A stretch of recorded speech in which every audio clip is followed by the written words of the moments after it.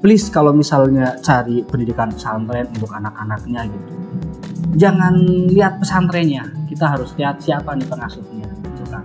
Nah, siapa nih kiai yang ngajar di situ, ustadz. Mereka orang-orang yang sukses, ada yang jadi anggota DPR, ada yang jadi presiden. Kiai Haji Abdurrahman Wahid itu kan santri, ada yang jadi gubernur.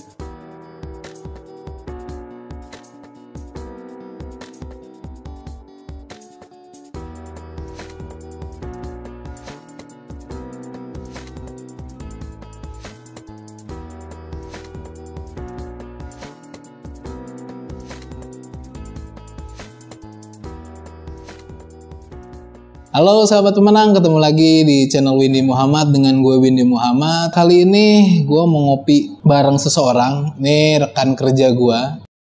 Dan gue mau coba angkat isu yang lagi lumayan hot ya, yang terjadi beberapa hari ini. Itu mengenai bahwa ada indikasi beberapa pesantren di Indonesia menjadi sarang teroris nih. Nah kebetulan gue punya rekan kerja yang kita sering ngobrol-ngobrol, yang bersangkutan juga dia punya background dari pesantren. Ya, jadi beberapa tahun di pesantren. Nah, gue pengen konfirmasi langsung nih dengan adanya isu seperti itu. Lebih lengkapnya seperti apa? Ngopi bareng Nico Ari Anggara.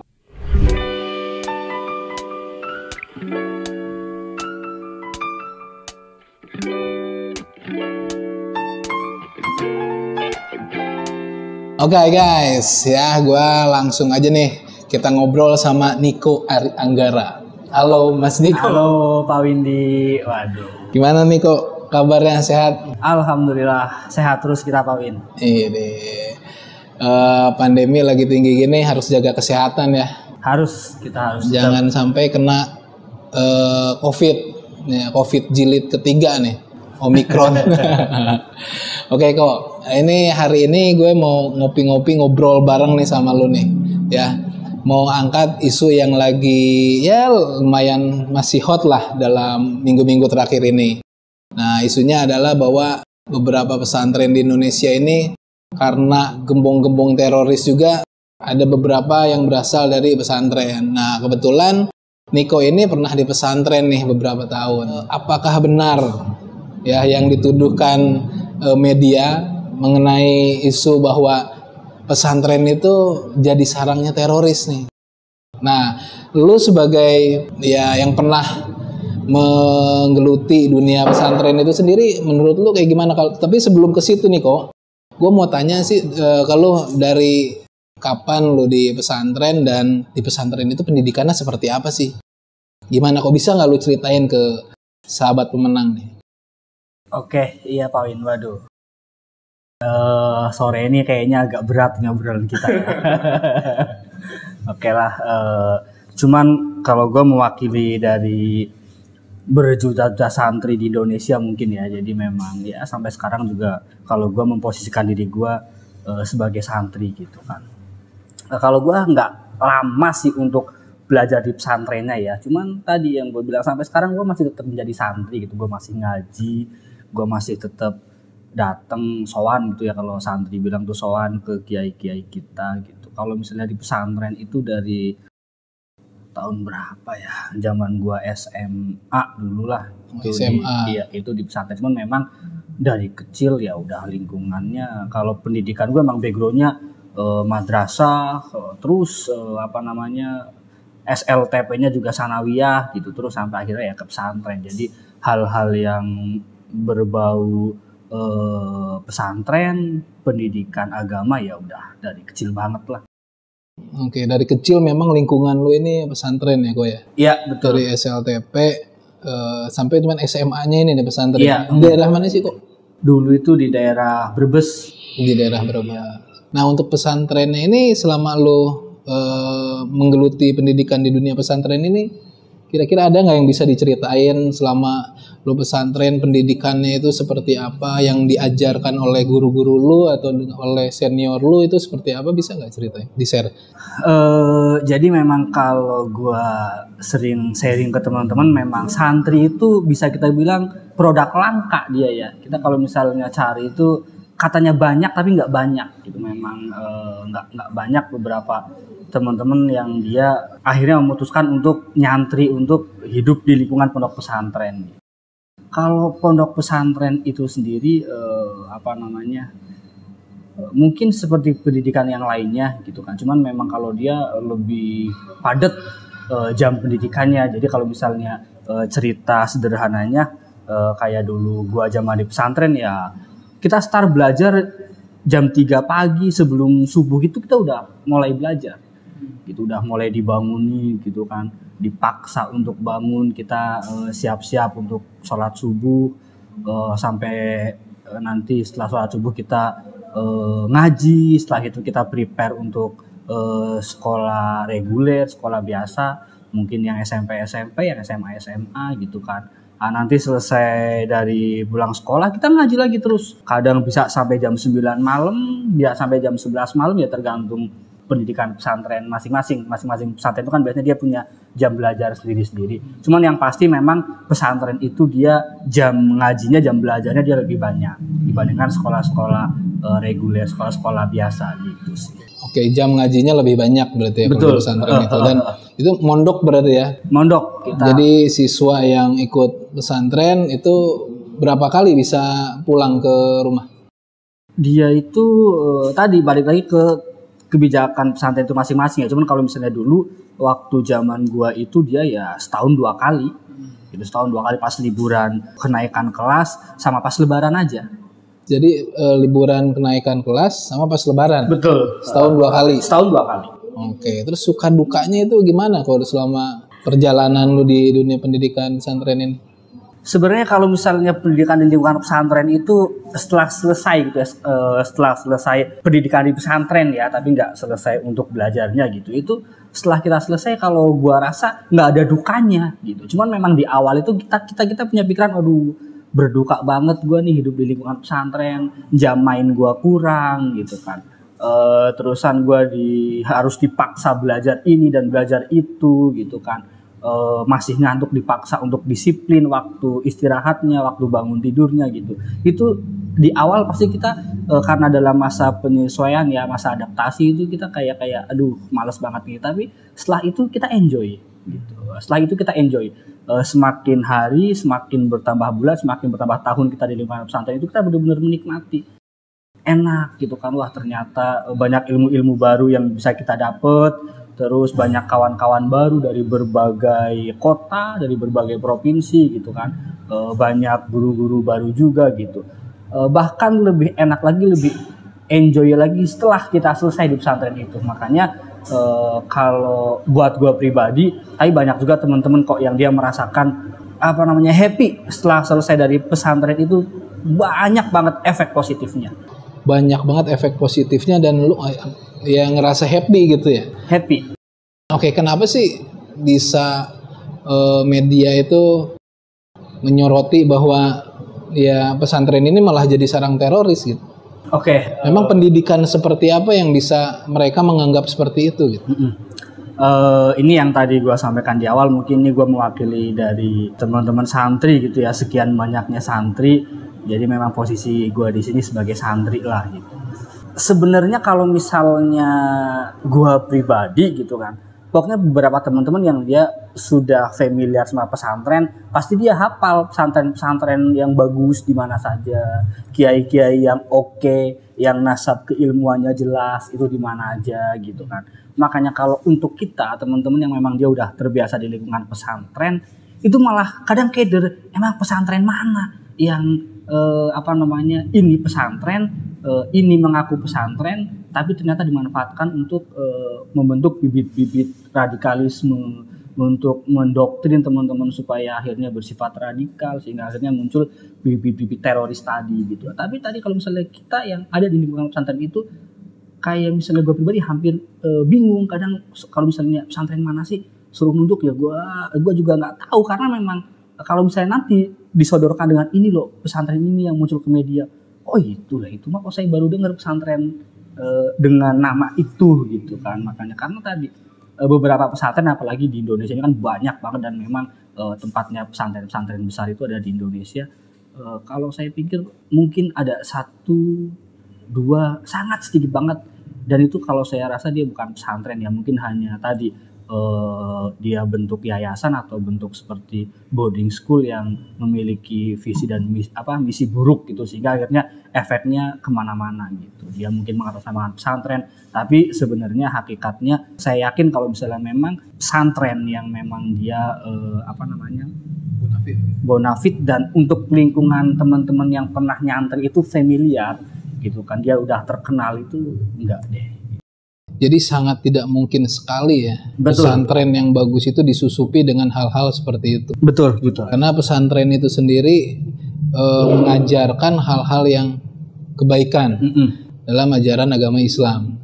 Jadi kalau misalnya lu bisa bilang kalau misalnya ternyata ada teroris yang berasal dari pesantren A, itu artinya memang oknum yang menyusupi pesantren itu, atau pesantren itu bisa di dalam tanda kutip ya tidak, kredibilitasnya nggak ada. Iya, betul. Dia itu jadi bisa dikatakan mungkin tadi bukan hanya sekedar, sebenarnya kan gini, pesantren itu kalau saya bilang dia kan hanya sekedar wadahnya. Saya datang ke satu pesantren, tujuan awalnya itu bukan saya mau belajar di pesantren itu, tapi saya mau berguru dengan kiai ini yang ada di pesantren itu, dengan pengasuh pondok pesantrennya mungkin gitu kan. Nah, jadi tadi kalau misalnya makanya kalau saya boleh sharing gitu kan, gue boleh sharing ke beberapa orang tua, mungkin ke beberapa teman-teman, please kalau misalnya cari pendidikan pesantren untuk anak-anaknya gitu, jangan lihat pesantrennya, kita harus lihat siapa nih pengasuhnya gitu kan. Nah, siapa nih kiai yang ngajar di situ, ustadz yang ngajar di situ. Sama halnya kayak jadi kalau misalnya gue tuh suka baca buku ya, ada beberapa teman-teman gue, dia teman-teman kuliah lah, teman-teman nongkrong, mereka pinter, para penggemar buku gitu, suka baca buku, apalagi mereka teman-teman yang suka berargumen, suka ngobrol tentang keilmuan, tapi mereka hanya membaca buku aja, nggak lihat ini siapa penulisnya. Nah, gue pikir di pesantren pun seperti itu, kita harus lihat background pengasuhnya, nasab keilmuannya lah tadi, kalau gue boleh bilang.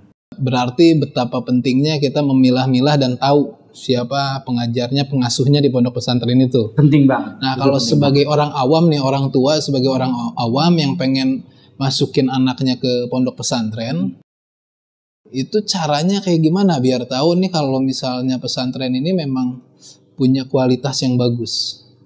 Oke, jadi tadi ya di awal seperti yang tadi udah gue bilang, kita lihat siapa nih pengasuhnya. Jangan hanya kan sekarang itu, apalagi sekarang digital itu bagus ya, lagi berkembang. Jadi banyak beberapa yayasan yang dia mengatasnamakan pesantren, menyodorkan sistem pendidikan yang luar biasa modern dengan fasilitas gedung, fasilitas sarana prasarana pendidikan yang luar biasa modernnya, luar biasa majunya gitu kan. Akhirnya kita lupa siapa yang mau mengajarkan pelajaran itu gitu. Makanya tadi kita pertama tuh nggak boleh lihat merek pesantrennya, mungkin nggak boleh lihat fasilitas yang ada di pesantren itu, nggak boleh lihat seberapa megah gedung pesantren itu, tapi yang pertama ini pengasuhnya siapa. Dulu pengasuhnya, kiainya, ustadznya, belajarnya sama siapa, belajarnya di mana ini. Makanya ini kalau misalnya cari tahu itu di mana? Iya, kalau misalnya gue itu kan dari mulai lingkungan keluarga sampai lingkungan pendidikan pesantren gue itu di ini ya, kalau misalnya teman-teman pernah denger ada namanya NU gitu ya. Nah, itu kan kalau gue ada di lingkungan itu gitu. Kalau misalnya gue nih di lingkungan Nahdlatul Ulama itu, dia itu ada yang namanya nasab keilmuan gitu kan. Ini kiai ini dulu belajarnya sama kiai siapa aja, terus belajarnya di mana, terus sampai nanti akhirnya ketemu ke titik akhirnya ya ke Nabi Muhammad gitu kan. Kalau misalnya memang dia gelarnya profesor, doktor, tapi nggak jelas nih nasab keilmuannya, kita nggak pakai deh. Makanya kalau saran gue itu sih, kita benar-benar pantengin jelas siapa nih gurunya yang mengasuh pesantren itu. Oke. Dan itu bisa ditanyakan. Betul. dari orang ke orang atau lihat di internet? Iya, bisa. Bisa dicek di situ ya? Bisa, betul. Jadi kekhawatiran orang tua yang pengen masukin ke anaknya ke pesantren juga nggak perlu khawatir gitu. Ternyata memang pendidikan pesantren itu nggak negatif yang dibilang sama segelintir orang gitu. Betul. Bahkan kalau misalnya buat gua pribadi ya, orang yang sudah merasakan mengenyam pendidikan pesantren, pondok pesantren itu sangat recommended untuk generasi-generasi muda gitu kan. Karena gue sering cerita sama beberapa teman-teman, kita punya TNI itu kan pasukan-pasukan yang bisa kita bilang mereka sangat militan banget gitu kan, sangat luar biasa gitu kan. Tapi kalau menurut gue pribadi ada satu yang lebih militan dari TNI, santri itu. Makanya kemarin Pak Dudung juga rencananya mau rekrut ini ya dari santri. Betul. Karena memang santri itu dia sangat luar biasa militannya. Makanya tadi kalau misalnya kemudian kita punya putra putri, kita punya anak, kita masukkan ke pesantren yang memang dia nggak jelas ini nasab keilmuan pengasuh pondok pesantrennya, militannya dia dapat. Saya yakin santri ini dia bakal militan sama gurunya, bakal militan sama pesantrennya. Nah makanya akhirnya bisa disalahgunakan oleh si gurunya itu, oleh si kiainya itu. Mungkin tadi akhirnya tumbuhlah cikal bakal dia akhirnya jadi teroris, jadi radikalisme ya tadi karena dia benar-benar mengikuti apa yang diajarkan sama gurunya itu. Itu militannya santri. Oke, berarti benar-benar harus perhatikan ini gurunya ya. Harus banget berarti kan gurunya siapa, pengasuhnya siapa, pengasuh ini gurunya siapa, seperti itu yang harus diperhatikan. Oke. Kita bicara di luar itu mungkin yang lebih besar lagi nih kok. Ya masalah Islam dan radikalisme. Hal-hal yang berkembang sekarang banyak juga ormas-ormas Islam yang bentuknya, sifatnya lebih ke radikal. Kalau dari kacamata lu ini sebagai orang pesantren, itu apa sih yang membuat bisa seperti itu gitu? Tumbuhnya beberapa ormas yang ya sudah pemerintah juga sudah pastikan gitu mereka radikal gitu. Nah dari kacamata lu kenapa sih gitu sampai ada ormas-ormas yang seperti ini? Oke. Kalau gue bicara ormas NU sih itu gue sepakat banget gitu. Islam perdamaian sepertinya ada gitu di NU gitu. Tapi kalau di yang tadi kita bicarakan lu kayaknya malah kebalikannya gitu. Sebenarnya gini ya kalau menurut gua dan seperti apa yang diajarkan sama kiai-kiai gua, ustadz-ustadz gua gitu. Dan memang gua beberapa kali ngaji, belajar, baca buku-buku sejarah, baca buku-buku fikih, baca buku-buku tentang tauhid. Itu sebenarnya kalau misalnya di Islam sendiri nggak ada lah yang berbicara tentang radikalisme yang notabene dia mengarah ke hal-hal negatif gitu ya. Kita perangilah ini orang-orang di luar Islam, orang-orang yang nggak mau sholat kita bunuhlah kita, ya itu nggak ada gitu kan. Dalam Al-Qur'annya jelas untukmu agamamu, untukku agamaku kan gitu, lakum dinukum waliyadina, itu udah jelas. Jadi ya udah. Dan yang gue sering cerita ke beberapa teman-teman gitu, memang sebenarnya permasalahannya begini, ada beberapa kawan-kawan kita yang nakal gitu. Jadi kita itu kan udah punya kamar masing-masing gitu kan. Kita orang Islam, saya orang NU, ya masuk ke kamar Islamnya orang NU gitu. Nggak usah terus ngintip-ngintip ke kamarnya orang lain. Sebentar nih, ini rada-rada sensitif. Islamnya orang NU, apakah hanya NU saja yang Islam itu damai? Oh enggak, bukan seperti itu. Jadi memang kalau Islam ya Islam lah dia, kita ngomongin Islam secara universal gitu kan. Cuman memang kalau NU itu kan dia ormas gitu. Memang dia menaungi umat Islam yang memang mau bernaung di bawah NU ini gitu kan. Jadi tadi mungkin ada beberapa seremonial yang berbeda itu nggak bisa kemudian akhirnya Islam itu dikecilkan, enggak gitu kan. Memang itu hanya seperti ormas aja gitu supaya dia tadi saya bilang nasab itu harus jelas. Jadi saya ada di bawah NU karena saya itu ya bernasab tadi NU ini, dia jelas nasabnya gitu kan. Orang-orang NU, ulama-ulama NU sendiri kan beberapa teman-teman paham lah gitu kan. nasab keguruan mereka gitu kan, keilmuan mereka gitu.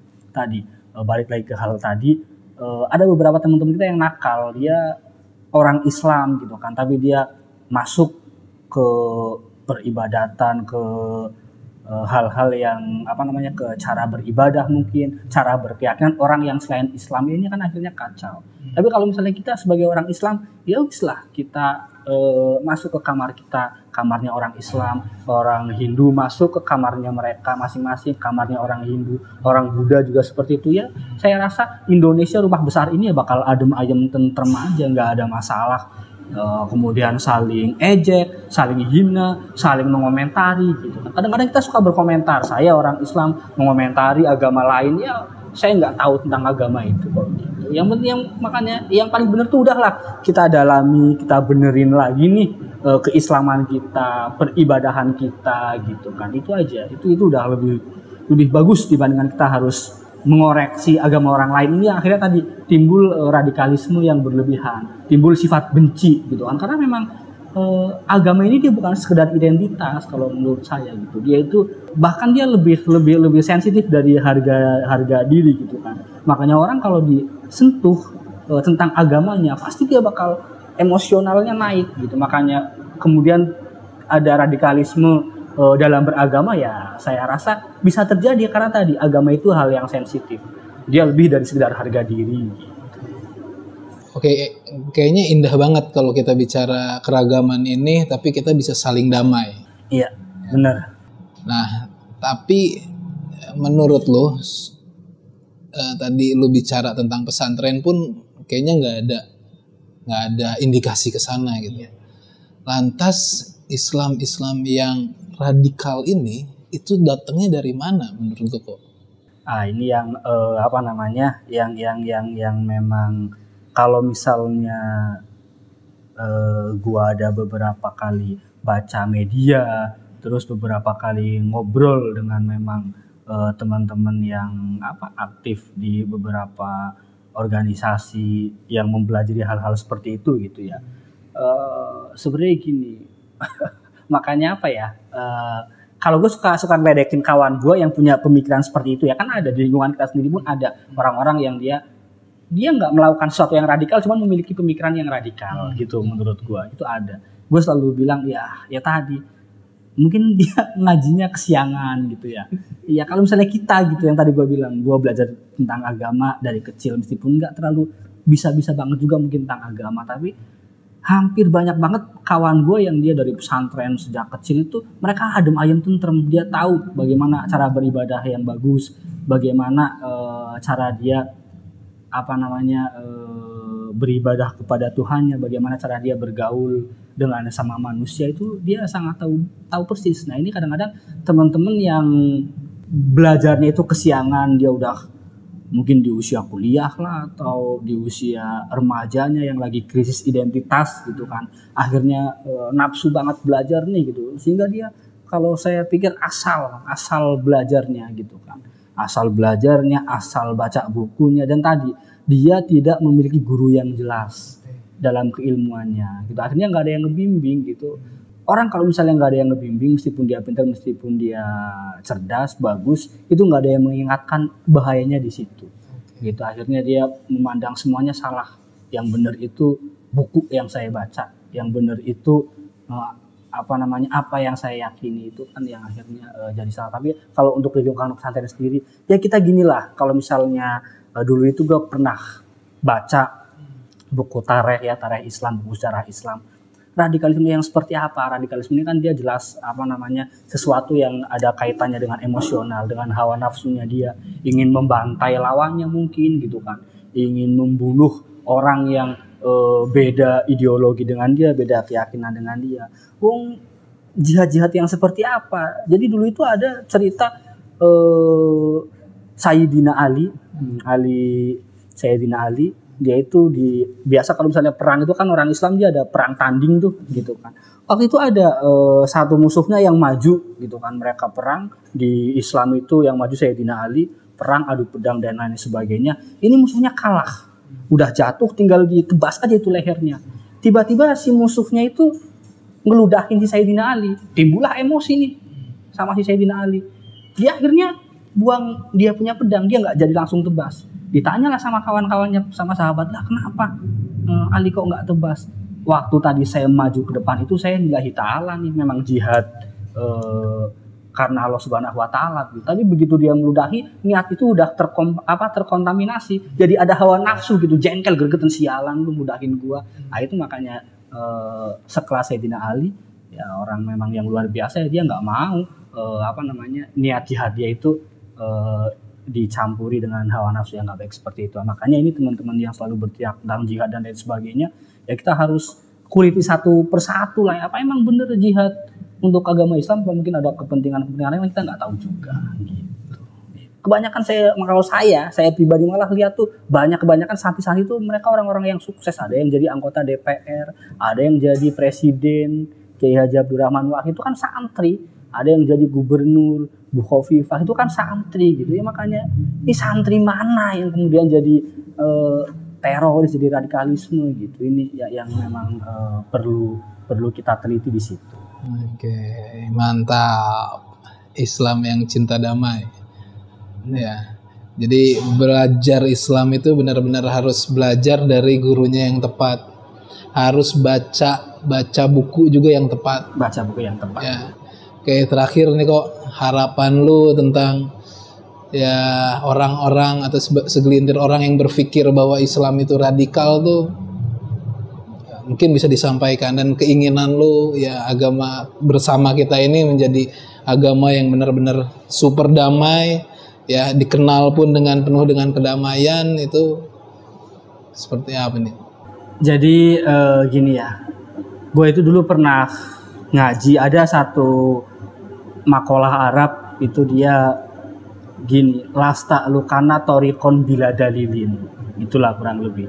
Jadi kamu nggak usah ngikutin satu ajaran, satu perintah yang ajaran atau perintah itu tuh nggak ada dalilnya, nggak jelas dari mana munculnya perintah itu, apakah memang benar dari Al-Quran seperti itu atau memang apakah benar dari hadis Nabi seperti itu gitu. Makanya tadi nggak usah lah, kalau misalnya memang dalilnya nggak jelas, kita baik-baik aja gitu, kita sholat aja yang enak, kita beribadah yang indah-indah aja gitu kan, sholat, sodako, bergaul dengan baik sama manusia, udah itu paling bagus kok gitu sih. Betul, sepakat. Oke guys, sahabat pemenang, ngopi kita kali ini ya mudah-mudahan bermanfaat buat para sahabat pemenang nih ya, dan video ini juga bermanfaat buat banyak orang. Jadi jangan lupa subscribe, like, and share di channel Windy Muhammad. Mungkin cukup sekian ya, udah pas kayaknya dipanggil Gus Niko. Oke, kalau gitu guys, sukses terus. Salam terus semangat dari gua, Windy Muhammad dan Niko Ari Anggara. Cayo.